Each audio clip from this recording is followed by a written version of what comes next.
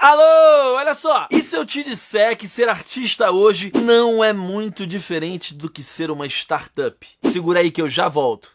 Fala, Clê, fala, Clê. Fala, Clê. Fala, Clê, fala, Clê. Fala, Clê, fala, Clê, fala, Clê.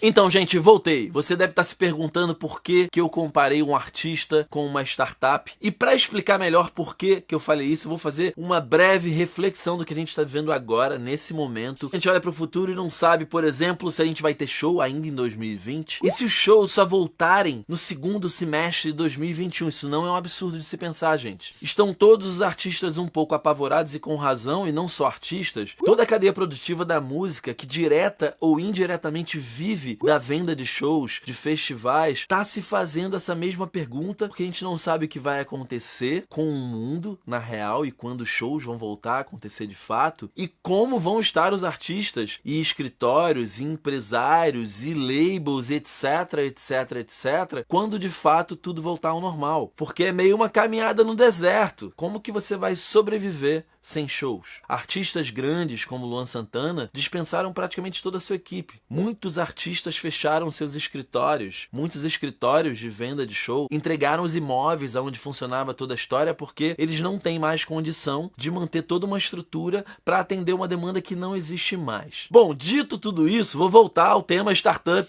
Você achou que eu ia me enrolar, né? Sou tipo o Fredinho Nascimento. Eu sempre volto ao ponto que eu quero voltar.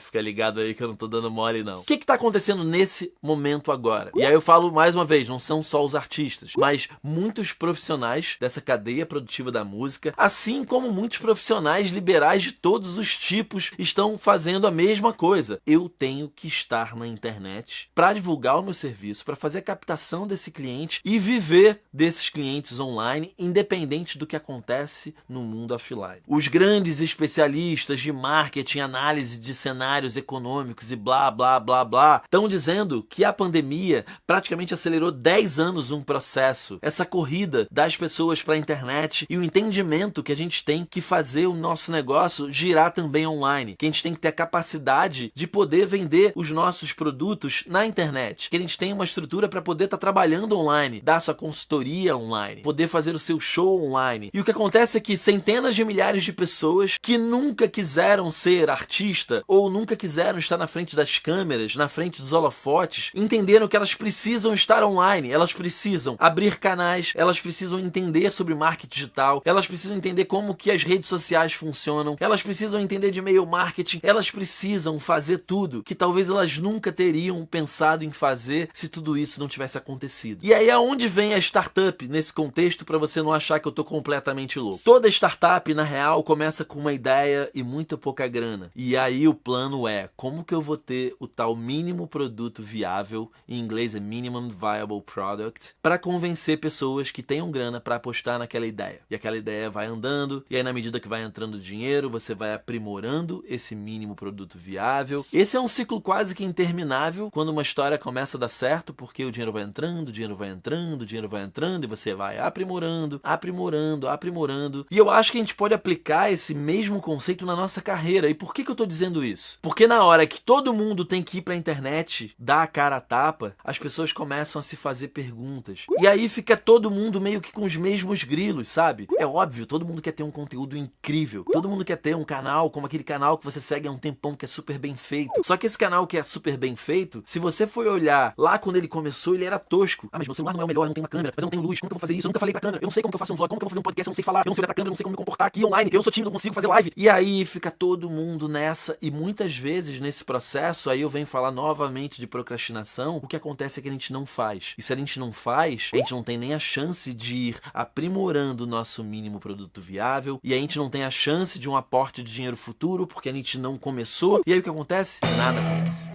Nada acontece. E E isso é muito grave, porque se você não abrir um canal porque você não tem um celular legal, um microfone legal, uma luz legal, uma lente legal, uma câmera legal ou alguém para te dirigir, o fato é que você não vai abrir um canal. E se você não abrir um canal, você não vai ter a chance de aparecer um empresário lá na frente ou um sócio que chegue e aporte um dinheiro. Então a gente tem que raciocinar muito como uma startup. Eu acho que o início de uma startup é um exemplo para nós artistas ou profissionais liberais. Aliás, queria agradecer essa turma que tá chegando, muita gente que não é artista.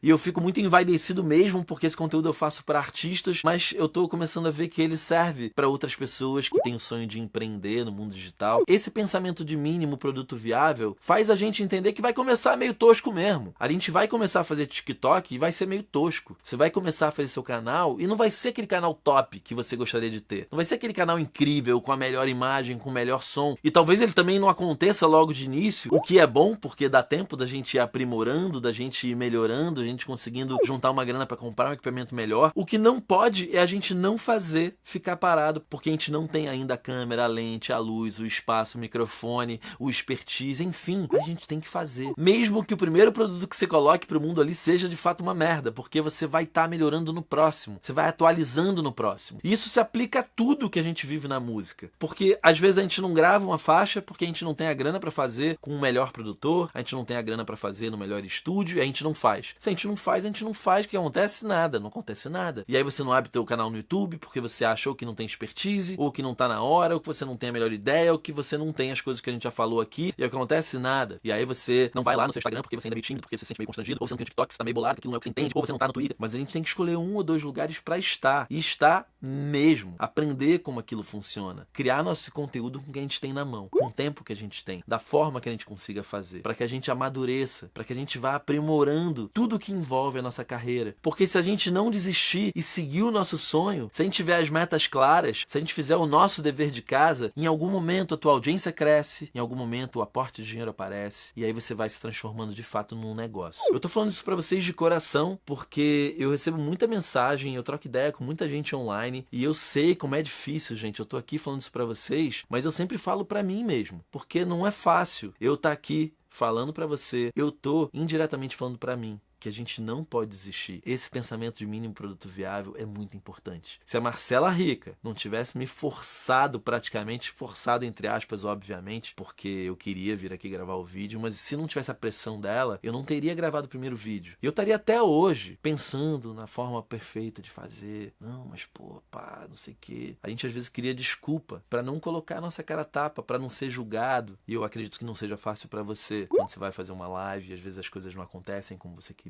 você abre o ingresso de show online, não vende o que você queria, você faz um post, às vezes não tem o engajamento que você imaginava, você dispara um e-mail, não tem a resposta que você imaginou. Construir uma carreira não é simples. Construir o nosso negócio na internet não é tarefa para amador. A gente tem que ser forte. A gente não pode ficar parado. Mas enfim, gente, olha só, tem novidade aqui na descrição desse vídeo, porque além do curso Transforme Estranhos em Fãs, que você pode comprar hoje por 90% de desconto, tem também um outro link e eu vou estar compartilhando de graça com você o template que eu uso para fazer o planejamento estratégico dos meus clientes, o meu planejamento estratégico. Então assim, não esquece de baixar esse template, faz o seu dever de casa, porque eu acho que a gente colocar de fato as coisas no papel, principalmente da forma que eu tô colocando lá, você vai conseguir organizar as ideias. E a gente ter um plano e saber exatamente aonde a gente quer chegar faz toda a diferença. Bom, é isso, gente. A gente se vê no próximo vídeo. Beijo.